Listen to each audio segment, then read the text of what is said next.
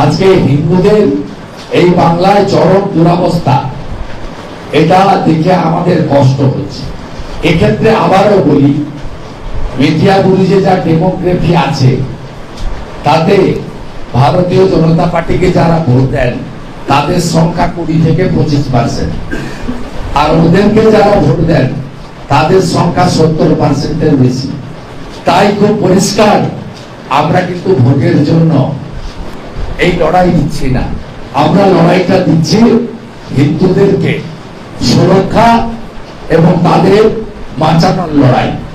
পরিষ্কার কথা, আমরা পশ্চিম বাংলার হিন্দুদের উপরে এই সংগঠিত সরকার, সরকারি দল এবং জিহাদি জঙ্গি পাকিস্তান প্রেমীদের এই অত্যাচার আমরা কোনোভাবে বরদাস্ত করব না।